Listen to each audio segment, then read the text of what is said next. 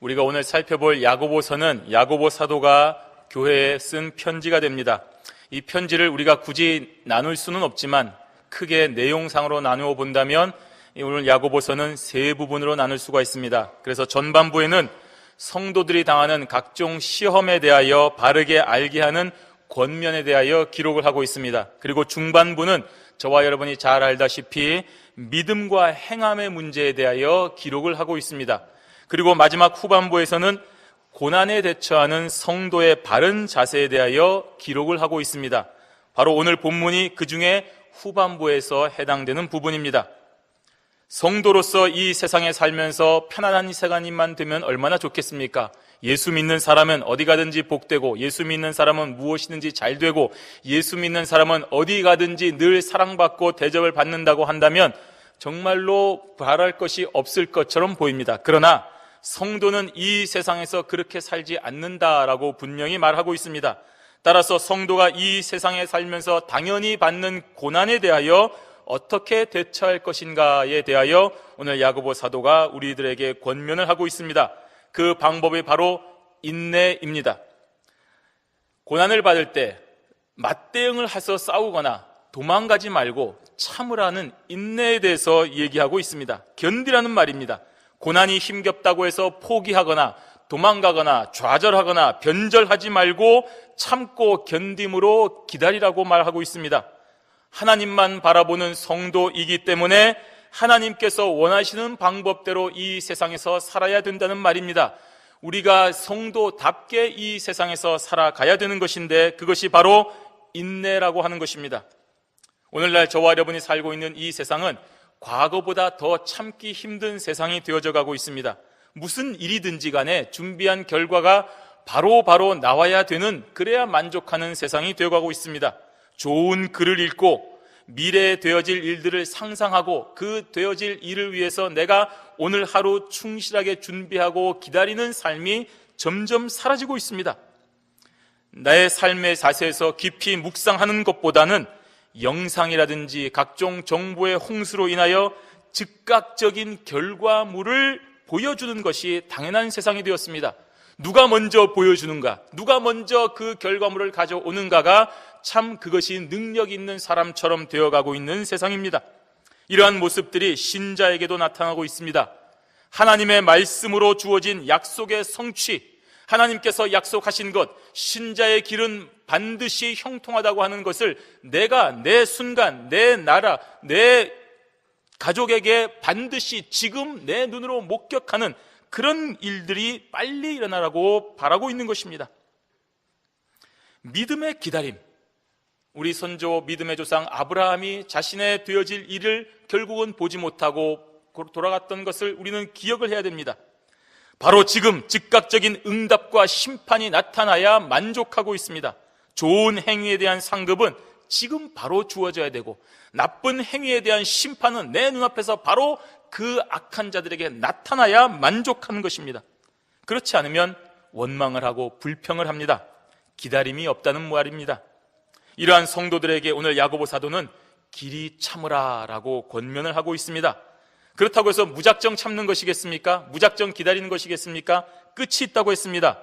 오늘 7절, 본문 7절 상반절에 보시면 그러므로 형제들아 주의 강림하시기까지 길이 참으라 라고 분명히 말하고 있습니다. 오늘 이 5장 1절에서 6절까지 본문의 앞부분에서는 약한 자를 착취하고 박해하는 불의한 자들을 향한 심판의 말씀이 기록되고 있습니다. 그리고 이어서 바로 우리 성도들을 향하여서는 곧 주님께서 다시 오시니 너희들은 그때까지 길이 참으라고 말씀하시는 것입니다. 주님을 모르고 사는 악한 자들과 성령을 회방하는 무리들에게 공의로우신 하나님의 심판이 반드시 임할 것이기 때문에 성도가 거기에 대하여 사사로이 복수를 한다거나 저 사람이 언제 망하는지 내가 내 평생의 삶을 걸고 지켜보고 기다릴 것이다 라고 신경을 써서 마땅히 내가 이 세상에서 주어진 일을 해야 되는 것에 소홀히 할 필요가 없다는 말입니다. 무릇 성도는 저 악한 자들과 상관없이 우리에게 주어진 하나님의 일을 하는 사람이어야 됩니다. 그 길이 무엇이겠습니까? 인내하는 길입니다. 하지만 끝이 있는 기다림이기 때문에 소망이 있습니다. 주님께서 반드시 다시 오시는 것을 저와 여러분이 믿고 있기 때문에 오늘 오실지 내일 오실지 언제 오실지 그 시기와 때는 알지 못하지만 주님께서 다시 오신다는 분명한 믿음이 저와 여러분에게 있기 때문에 오늘도 이 불의한 세상 가운데서 저 악한 자들의 수많은 악행에도 불구하고 인내하고 길이 참는 은혜가 있다는 말입니다. 하나님께서 2014년 첫 주에 우리 지난주에 하나님만 바라라 하는 말씀을 상고케 하셨습니다. 이어서 오늘 그렇게 하나님만 바라보는 성도, 하나님의 행위만 기다리는 성도, 하나님만 바라보는 성도는 길이 참으라는 권면을 주고 계십니다. 함께 은혜를 받는 시간이 되시기를 바랍니다. 첫 번째로 왜 길이 참아야 됩니까? 성도가 맺어야 될 귀한 열매를 위해 길이 참아야 한다는 사실을 말하고 있습니다. 이제 막 태어난 아이는 참을성이 없습니다. 배가 고프면 울어야 됩니다. 무언가 불편하면 울어야 됩니다. 내 부모가 어떤 상황에 있는지 그런 건 전혀 고려하지 않습니다. 무조건 울어야 되고 불편함이 해결될 때까지 끊임없이 울어야 됩니다. 하지만 그런 아이들이 점차 성장하면서 인내를 배우게 됩니다. 그리고 그 인내를 통하여 내가 더 많은 것을 얻을 수 있구나 하는 것을 또한 배우게 됩니다. 놀고 싶은 것 참고 공부함으로써 더 많은 기회를 가지게 되는 것을 알게 됩니다. 좀 더 자고 싶고 좀 더 쉬고 싶고 좀 더 놀고 싶고 편안해지려고 하는 본성을 참고 부지런히 움직이는 것으로 인해서 많은 이득을 볼 수 있다는 원리를 점차 커가면서 알게 되는 것입니다. 그러면 성도가 이 세상에서 참아야 되는 이유가 바로 무엇입니까? 왜 야고보 사도는 모든 만물의 주권자가 되시는 하나님의 백성들에게 인내하라고 권면하고 있는 것입니까? 그것은 바로 인내를 통하여 얻게 되는 귀한 열매가 있다는 것을 알고 있기 때문입니다. 그 귀한 열매를 위하여 우리가 이 세상에서 인내해야 된다는 것입니다. 우리 7절 하반절에 보시면 보라, 농부가 땅에서 나는 귀한 열매를 바라고 길이 참아 이른 비와 늦은 비를 기다린다라고 했습니다. 농사하는 사람이 아무리 열심히 일을 한다고 하더라도 햇빛과 비가 때를 따라 풍족하게 공급되지 않으면 그 수고가 헛됩니다. 열매를 맺지 못하는 것입니다. 그러니까 우리가 햇빛과 비를 잘 받기 위해서 그 농부가 햇빛과 비를 그때마다 컨트롤할 수 있는 능력이 있습니까? 없습니다. 그래서 농부는 자신이 할 수 있는 최선을 다한 후에 하늘만 바라보며 그저 농사가 잘 되기를 바랄 뿐입니다. 이렇게 우리는 인내할 때 귀한 열매를 얻을 수가 있습니다. 야고보 사도는 이러한 비유를 통하여서 영적인 농부인 오늘날의 성도인 저와 여러분들에게 하나님의 선하신 뜻과 그분이 우리를 통하여 얻게 되는 열매를 위하여 끝까지 인내할 것을 권면하고 있는 것입니다. 농부는 아무리 급하고 힘들다고 해서 추수를 앞당기지 않습니다. 우리 대학가의 학비가 필요한데 오늘 내가 이 추수를 해서 그것을 팔아가지고 학비를 보내야 되겠다라고 생각해도 그 열매를 꺾지 않습니다. 안 되기 때문입니다.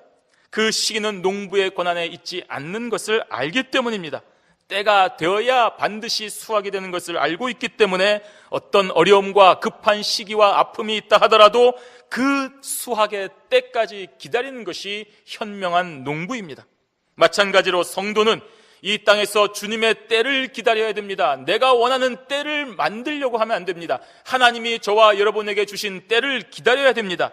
나에게 좀 상황이 힘들다고 해서 하나님 지금 오셔야 됩니다. 지금 이것을 해결해 주셔야 됩니다. 지금 이 문제를 저에게 분명히 보여주셔야 됩니다 라고 해서는 안 됩니다. 그때는 우리가 아닌 하나님의 권한에 있다는 것을 알아야 됩니다. 그래서 성도는 주어진 상황에서 인내해야 됩니다. 주님께서 지금 오셔서 이 문제를 해결해 주시면 좋겠지만 그것은 나의 권한이 아니기 때문에 그 때가 있음을 분명히 믿고 또는 내 생각이 아닌 하나님의 때가 더 좋은 것임을 분명히 깨닫고 오늘도 인내하며 그 시험과 고난을 묵묵히 견뎌낼 때에 귀한 열매가 있는 것입니다. 그렇다고 그 때가 멀 것 같습니까? 결코 멀지 않습니다. 그러니 흔들리지 말고 주님을 향한 마음을 굳게 다지기를 바랍니다. 우리 8절 말씀 함께 읽습니다.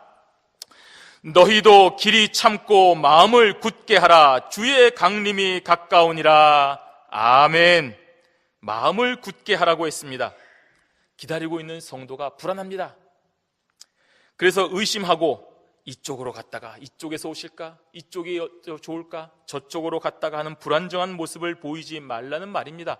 성도는 수없이 많은 시험이 와도 견고한 믿음으로 굳게 서야 됩니다. 시험이 온다고 또 하나님을 원망하거나, 시험이 온다고 하나님이 없다고 주장하거나, 시험이 온다고 우리의 삶에 불평을 하고 마음대로 사는 것은 성도가 가야 될 길이 아니라는 말입니다. 성도는 수없는 시험이 와도 견고하게 믿음으로 굳게 서야 됩니다. 나는 비록 이 시험으로 죽을 수 있고, 나는 비록 이 시험으로 나와 내 가족이 멸망을 당할 수 있어도 공의로우신 하나님께서 나를 향하여 주시는 분명한 때가 있다는 것을 믿는 믿음, 그것을 가지고 있는 자가 성도라는 말입니다. 주님 편이 아니면 잠시라도 그 생각에 동조해서는 안 됩니다. 저쪽에 먹을 것이 있고 저쪽에 좋은 기회가 있다 하더라도 거기가 주님 편이 아니라고 한다면 절대로 흔들리지 말고 그쪽으로 가지 말아야 됩니다. 그걸로 인해서 손해를 보고 억울함이 있어도 그리해야 됩니다. 이런 고비와 어려움은 세상적인 방법으로 해결하고, 주님 저를 아시지 않습니까? 아직 오실 때가 안 된 것 같은데 제가 이번 어려움은 세상적인 방법으로 저들과 함께 해결을 좀 해보고 그 다음에 다시 이쪽으로 오면 되지 않겠습니까? 그 다음에는 주님 편에서 정말로 열심히 일하겠습니다 라고 생각해서도 안 되는 것입니다. 하나님은 우리의 마음을 보십니다. 우리가 어디 가서 무슨 일을 하는지를 보는 것이 아니라 우리가 하나님 앞에 어떤 마음을 가지고 있는가를 보신다는 말입니다. 비록 더디고 고통스럽고 저쪽 사람들이 더 잘 사는 것처럼 보인다 하더라도 하나님의 방법만으로 이곳에서 사는 것을 하나님께서 원하시는 것입니다. 그래서 우리는 매일 매순간 항상 마음을 굳게, 우리의 마음을 하나님 편에 굳게 하고 길이 참아야 되는 것입니다. 이러한 야고보 사도의 권면, 참 우리에게 고난만 강조하는 것 같습니까? 그렇다고 해서 나는 연약한데 내 형편 모르고 이렇게 강하게 권면만 하는 것 같습니까? 무슨 특별한 결심을 하게 하거나 무슨 특수한 훈련을 받아서 그렇게 하라고 하는 것입니까? 아닙니다. 저와 여러분에게 무슨 그런 힘이 있겠습니까? 저와 여러분에게 무슨 마음을 굳게 하는 그런 특별한 능력이 있겠습니까? 그런데 왜 마음을 굳게 하고 길이 참으라고 하는 것입니까? 바로 그 뒤에 주의 강림이 가까우니라는 말씀이 있기 때문입니다. 오늘 본문 가운데 보시면 이 한글 성경에는 번역이 안 되어 있지만 그 가운데 왜냐하면이라는 접속사가 원래 있습니다. 성도 여러분, 길이 참고 마음을 굳게 하십시오. 왜냐하면 주의 강림이 가깝기 때문입니다 라는 말입니다. 여러분, 좋은 식당에서 음식을 먹으러 지금 온 가족이 가고 있습니다. 정말 맛있는 식당, 무제한으로 먹을 수 있는 식당을 지금 가고 있습니다. 그런데 그 차 안에 과자나 빵 같은 그런 부스러기 음식들이 있어서 아이들이 먹으려고 하면 여러분 뭐라고 하십니까? 좀 참아라. 이제 곧 가서 맛있는 음식 많이 먹을 테니까 좀 참아라. 그렇게 하지 않습니까? 참는 훈련이나 특수한 능력이 있어서 아이들에게 참으라고 하는 것 아니지 않습니까? 곧 더 맛있는 음식을 먹게 될 것이니까 너희를 위하여 좋은 음식이 준비되어 있으니까 그냥 좀 참으라고 말하는 것입니다. 예전에 우리가 한국전쟁에서 인천 상륙작전을 통하여 서울이 다시금 이제 수복되고 있는데 잘 참고 있다가 내일 수복되는데 오늘 공산당원으로 등록하는 것 어리석은 일 아닙니까? 참아야 됩니다. 곧 연합군이 진군할 것이기 때문에 오늘 죽을 경우가 있다 하더라도 참고 견뎌야 됩니다. 이처럼 우리 성도는 이 세상에서 무슨 일을 만나도 하나님의 편에 서서 참아야 되는 것입니다. 흔들리지 말아야 됩니다. 비록 내가 오늘 망할 것 같고 먹을 것이 없어서 죽을 것 같다 하더라도 인내해야 됩니다. 당장 내 목숨이 위험해도 흔들리지 말고 굳게 믿어야 된다는 것입니다. 요거 아니면 이번 기회 아니면 정말로 다시 오지 못할 기회가 있는 것 없을 것 같이 보여도 참고 인내해야 된다는 말입니다. 왜냐하면 주님께서 곧 오시기 때문입니다. 인간적인 시각이 아니라 하나님이 오시는 시각이기 때문입니다. 우리 아버지 때도 안 왔는데, 우리 할아버지 때도 안 오셨는데 내 때에 오시겠어? 하는 그런 마음으로 내가 하고 싶은 것 다 하는 사람에게는 곧 이어 멸망만이 있다는 말입니다. 흔들리지 말고 굳게 서서 믿음을 유지하면 다시 오시는 주님과 만나게 됩니다. 바로 지금 문 밖에 그 오시는 주님께서 심판자로 서 계신다고 했습니다. 우리 9절 말씀 함께 읽도록 하겠습니다. 형제들아 서로 원망하지 말라. 그리하여야 심판을 면하리라. 보라, 심판자가 문 밖에 서 계시니라. 아멘. 서로 원망하지 말라고 했습니다. 사람들은 그렇습니다. 저도 예전에 제 동생하고 어머니한테, 부모님한테 혼나게 되면 너 때문에 혼났다라고 서로 손가락질을 했습니다. 어려운 일을 당하면 먼저 그 책임을 나 아닌 누군가에게 돌리려고 하는 것이 인간의 본성입니다. 그래서 서로 원망하고 불평합니다. 그러다가 더 혼납니다. 그래서 사도 바울도 고린도전서 10장 10절에서 저희 중에 어떤 이들이 원망하다가 멸망시키는 자에게 멸망하였나니 너희는 저희와 같이 원망하지 말라고 했습니다. 아무리 성도라고 하더라도 부당하고 억울한 일을 당하면 참 원망하게 되지 않습니까? 한숨을 쉬게 되지 않습니까? 왜 나에게 이런 일을 하라고 했습니까? 하고 책임을 누군가에게 돌리고 싶은 것이 사실입니다. 하지만 야고보 사도는 그러한 유혹으로 흔들리고 넘어갈 수 있는 성도들에게 정말로 그렇게 하지 말라고 말하고 있는 것입니다. 그러한 유혹에 넘어갈 수 있는 형제들이라고 했습니다. 형제들, 그 형제들에게 서로를 원망하지 말라고 하는 것입니다. 그렇지만 그게 쉽게 됩니까? 그렇지 않습니다. 자신도 모르게 다른 사람을 향하여 공격적이 되고 마는 것이 인간의 본성입니다. 하지만 그렇게 다른 사람을 원망하고 미워하면 결국에는 그 자신도 하나님의 심판의 대상이 될 뿐이라는 사실을 우리가 분명히 기억을 해야 됩니다. 그러니 누구도 원망하지 말고 인내하면서 공의로 심판하실 주님의 재림을 기다리는 것이 바로 성도의 마땅한 처신이 되는 것입니다. 그렇게 될 때에 우리가 하나님의 심판을 면하게 되는 것입니다. 특히나 예수 믿는 형제들은 더더욱 그래야 된다는 사실입니다. 입으로는 형제라고 하고 입으로는 내 이웃을 내 몸과 같이 사랑한다고 하면서 조금만 어려운 일이 있거나 조금만 힘든 일이 있으면 너 때문이야, 너가 문제야, 너가 잘못해서 내가 이렇게 어려움을 당하는 거라고 자꾸 다른 사람을 향하여 손가락질하는 사람은 바로 멸망만이 기다리고 있다는 사실입니다. 보라, 심판자가 문 앞에 계시느니라고 했습니다. 주께서 다시 오시는 강림이 가깝다는 말입니다. 오늘 이렇게 비난하고 너 내일 내가 가서 복수하겠다고 그런 굳은 마음을 먹고 있는데 바로 그 밤에 예수님께서 오시면 어찌 하시려고 하십니까? 바로 그런 의미입니다. 예수 그리스도의 재림은 믿는 성도에게는 구원이지만 그렇지 않은 자들에게는 심판이요 멸망입니다. 따라서 심판주가 되시는 구속주께서 속히 임재하신다는 사실을 깨닫고 여러분 좀 참으십시다. 여러분 손해를 보고 좀 누르십시다. 손해를 보면 어떻습니까? 영원한 천국에서 우리의 영원한 상급이 기다리고 있지를 않습니까? 이 세상에서 잠시 머무는 이곳에서의 여러 가지 억울한 일과 여러 가지 손해를 다 주를 위하여 마땅히 참고 인내하십시오. 그리하면 저와 여러분에게 주어진 상급과 귀한 열매가 있다는 것을 믿으시고 오늘도 길이 참으시는 성도들이 되시기를 바랍니다. 길이 참으라. 두 번째로는 주께서 주시는 자비와 긍휼하심으로 우리의 길이 복되기 때문에 참아야 되는 것입니다. 야고보 사도는 고난과 오래 참음에 본보게 되는 구약의 선지자들을 예를 들면서 참으라고 말하고 있습니다. 우리 10절 말씀 함께 읽도록 하겠습니다. 형제들아, 주의 이름으로 말한 선지자들로 고난과 오래 참음의 본을 삼으라. 아멘. 주의 이름으로 말한 선지자들을 얘기하고 있습니다. 소명을 받는 그 순간부터 이 선지자들은 자신의 얘기들을 하지 않았습니다. 자신의 입장을 변호하기 위한 말을 하지 않았습니다. 오로지 주님을 위하여 살았습니다. 주의 이름으로만 말하는 자들이었습니다. 그래서 무수히 많은 고난을 받았습니다. 아픔의 세월, 한 맺힌 세월들을 보내야만 했습니다. 세상이 좋아하는 말하면 얼마나 편안하게 살 수 있겠습니까? 하지만 주의 이름으로 말하기 때문에 세상으로부터, 왕으로부터, 권력자들로부터, 부자들로부터 핍박과 고난을 받았습니다. 사람들이 좋아하는 길로 가지 않았고 하나님이 기뻐하시는 길로만 갔던 선지자들이었기 때문에 세상의 길로 가는 사람들하고 계속 부딪혀야만 됐습니다. 수천, 수만 명의 사람들과도 부딪히면서도 인내하고 견뎌야 했습니다. 왜 견딥니까? 자신의 이름이 아닌 하나님의 이름을 위하여 살기 때문입니다. 이것이 바로 주의 이름으로 말한 선지자들입니다. 야고보 사도는 그들의 삶을 고난과 오래 참음의 본이라고 말했습니다. 여러분, 노아를 생각해 보십시오. 미쳤다는 손가락질을 받으면서 산꼭대기에 방주를 지어야 했습니다. 그리고 그 방주만이 구원임을 계속하여 사람들에게 선포하고 하나님의 말씀을 전했습니다.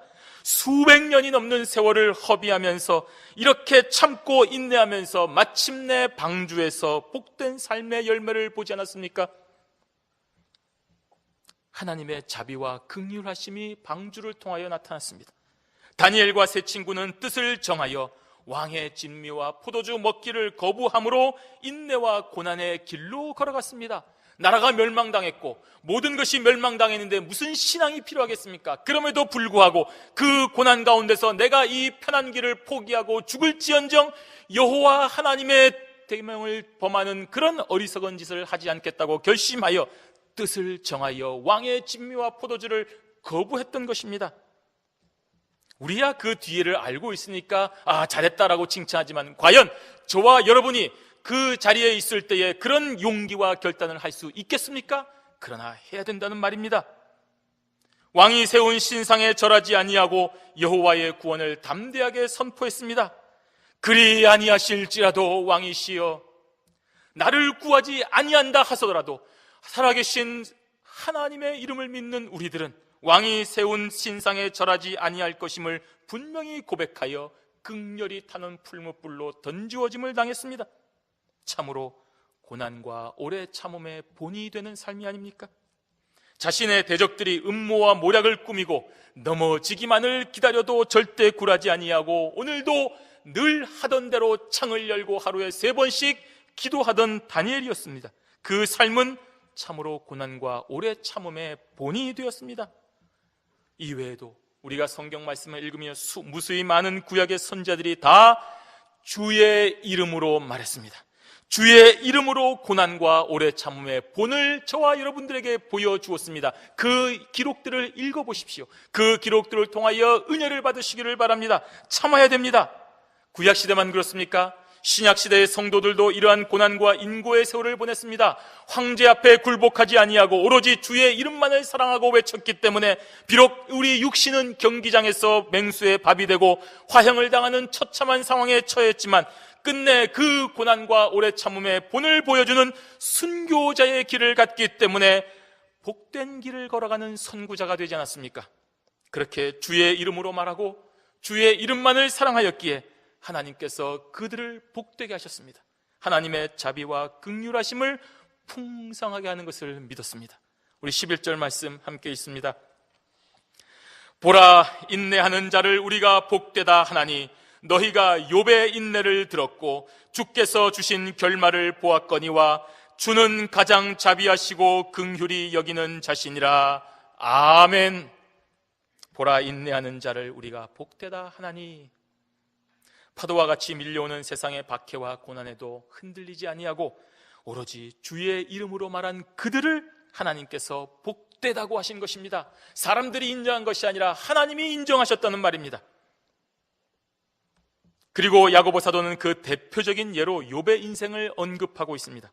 우리는 욥의 인생에 대하여 너무나도 잘 알고 있습니다. 고난의 대표 욥은 자신에게 닥친 그 엄청난 고난에도 끝까지 인내하였습니다. 그리고 정금 같은 믿음으로 연단되어 마침내 우리가 정말 바라는 주님께서 주신 결말을 받았습니다. 물질과 자녀는 이전보다 더하여 받았습니다. 하지만 가장 큰 복이 무엇입니까? 바로 그 고난을 통하여 하나님과의 교제가 친밀하고 깊어졌다는 사실입니다. 계명과 율법을 잘 지키면 이 세상에서 잘되고 평안한다는 사실만 알고 그렇게 살았던 욥의 인생이었습니다. 그런데 하나님께서 허락하셨던 뜻하지 않은 고난을 통하여 이제는 보다 차원 높은 신앙인이 된 것입니다. 단순한 기복신앙에서 벗어나 하나님만 바라보는 성도가 됐던 것입니다. 이러한 고난이 아니었더라면 결코 욥은 그 수준을 넘어설 수가 없었던 것입니다. 자신의 생각과 자신의 수준으로 참고 참다가 마침내는 나의 행위, 나의 삶이 옳지 않습니까? 하나님, 제가 잘못한 것이 무엇이 있습니까? 제가 못 하나 빠진 게 있습니까? 그런데 왜 이런 고난으로 저를 힘들게 하십니까? 라고 항변했던 욥의 수준이었습니다. 그러한 욥에게 하나님께서 말씀하여 주셨습니다. 온 우주 만물의 주관자 되시는 하나님께서 욥에게 깨우침을 주셨습니다. 욥의 인생에 직접 말씀하여 주셨습니다. 그 순간에 욥은 자신이 가지고 있던 틀이 깨어졌습니다. 자신이 가지고 있던 가치관이 깨어졌습니다. 내만 잘 먹고 잘 살고 내가 하나님 앞에 계명만 잘 지키면 복된 삶을 경험한 줄 알았는데 그 틀과 가치관이 완전히 깨어지는 경험을 그 순간에 하게 되고 하나님 앞에 순종하게 되는 것입니다. 하나님의 처사가 다 옳다는 것을 알게 되었습니다. 적신의 신앙을 고백하게 되는 것입니다. 이 모든 것이 욥에게 임한 고난으로 설명이 되는 것입니다. 그래서 신자에게 고난은 하나님의 축복이 되는 것입니다. 그렇습니다. 예수를 믿고 복받으며 그의 계명을 잘 지킴으로 순탄하게 인생을 살아가는 것만 생각했던 오늘날의 신자들이 여러 가지 고난을 통과하면서 그 순간부터 세상에 복은 간 곳이 없고 오로지 하나님만 바라보게 된다는 사실입니다.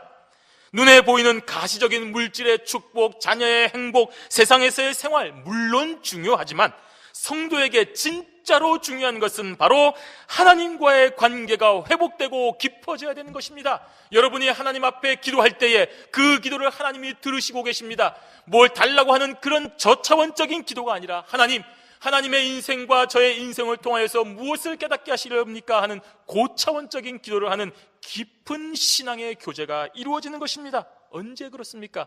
고난을 통과하고 연단을 통과해야만 나오는 것입니다. 여러분, 하나님과의 관계가 깨어진 생활은 그 자체로 이미 죽은 생활입니다. 하나님과의 만남이 없는 생활은 죽은 생활이라는 말입니다. 여러분, 하나님과의 교감이 없이 이 세상 친구들과 수없이 많은 만남을 가지고 이 세상 모든 유력자들과 행복한 유대를 맺는 것, 그 삶은 공허할 뿐입니다. 하나님과의 깊은 대화가 없는 채 가족들과 화목한 생활을 보내는 것은 곧 깨어질 얇은 얼음 위에 서 있는 것과 같이 불완전한 것입니다. 불택자들에게는 그러한 삶을 그대로 내버려 두시지만 택자에게는 있을 수가 없는 일입니다. 하나님께서 우리의 삶에 반드시 개입을 하십니다. 저와 여러분의 삶에 개입을 하십니다. 저와 여러분이 하나님과의 관계가 깨어질 것 같으면 하나님께서 개입을 하십니다. 너는 나를 버려도 나는 너를 버리지 못하겠다 하고 우리를 붙잡으시는 분이십니다. 고난을 통하여서도 붙잡으십니다. 여러 가지 삶의 시험을 통하여 우리를 붙잡고 계십니다. 나를 만나자, 나만 바라봐라, 나와 관계를 맺자라고 하나님께서 저와 여러분들에게 말씀하시는 것이 바로 고난인 것입니다. 그 고난을 통하여 하나님만 바라보게 하십니다. 세상 것이 아닌 하나님의 것만을 찾게 하십니다. 육신의 것이 아닌 영적인 것을 찾게 하십니다. 이것이 바로 주님께서 자비롭고 긍휼하시다는 분명한 증거인 것입니다. 주는 가장 자비하시고 긍휼히 여기는 자신이라. 여러분, 저와 여러분이 무엇이간데 하나님께서 우리를 이처럼 사랑하고 계시는 것입니까? 저와 여러분의 삶이 무엇이간데 우리가 나쁜 데로 가고 잘못된 길로 갈 때 하나님께서 놓지 아니하시고 붙잡고 계시는 것입니까? 나 하나쯤이야 하나님의 그 크고 무한 광대하신 그 섭리 가운데 없어져도 먼지와 같은 존재가 아니겠습니까? 그럼에도 불구하고 하나님께서 저와 여러분들을 놓지 아니하시고 붙잡고 계시다는 사실은 하나님의 자비와 긍휼이 그만큼 풍성하시다는 분명한 증거가 아니겠습니까? 그러니 우리를 인내하게 하시는 하나님 앞에 돌아가야 됩니다. 욥이 감당할 만한 시험만 허락하신 하나님이었습니다. 극한의 상황에 사람을 던져놓고 절벽에다 자기 새끼 다 던져놓고 올라오는 것만 키우는 그런 방식이 절대로 아닙니다. 모든 사람이 각각의 수준에 맞게 하나님께서 한 사람 한 사람 특별한 프로그램을 작정하고 계십니다. 저와 여러분 각자 모든 사람들에게 하나님께서 1대1 개인적으로 만나고 프로그램하고 훈련시키고 계십니다. 그리고 끝까지 인내케 하시고 훈련시키셔서 마침내 다 강건한 대장부로 만들어주시는 분이 하나님이십니다.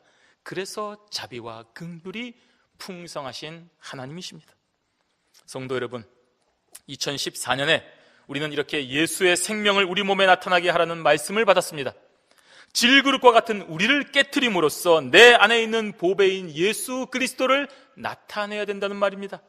그러기 위해서 우리는 지난주에 오로지 하나님만 바라봐야 된다고 했습니다. 어떻게 해야 예수의 생명을 나타낼 수 있습니까? 나를 바라보고 내 것 생각하고 나를 챙기려고 하는 예수의 생명이 나타날 수가 없습니다.